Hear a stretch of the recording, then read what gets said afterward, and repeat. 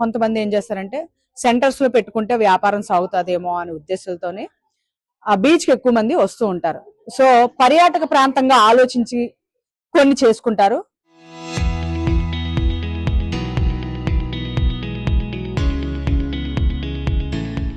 Normal గా వ్యక్తిగత జీవితాలుగా ఇళ్ల మధ్యలో వద్దనేది ఒక విధంగా ఉంటది. పర్యాటక ప్రాంతం చేసినప్పుడు పర్యాటక ప్రాంతాలు ఎందుకంటే టూరిజం గా బోల్డ్ మంది వస్తూ ఉంటారు.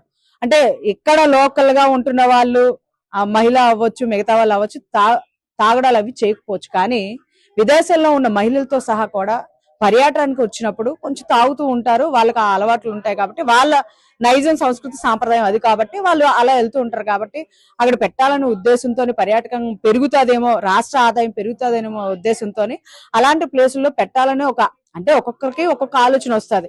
ఇక్కడ పెట్టకూడదని నా ఆలోచన అనుకోండి, నా వరకే అది పరిమితం.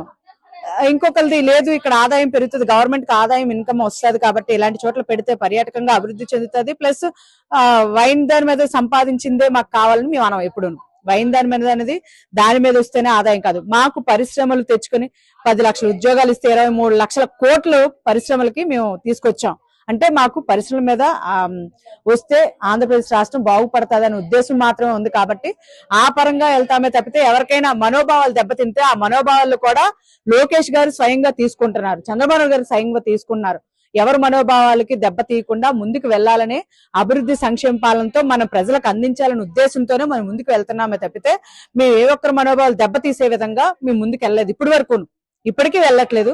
అదే విధంగా అందరి మనోభావాలు సేకరిస్తూ పర్యాటక అభివృద్ధి ప్రాంతంగాన ఆర్కే బీచ్ ప్రాంతాన్ని తీసుకుంటే గనక అదొక పద్ధతిలో వెళ్తామే తప్పితే అంతకు మించి మేము ముందుకు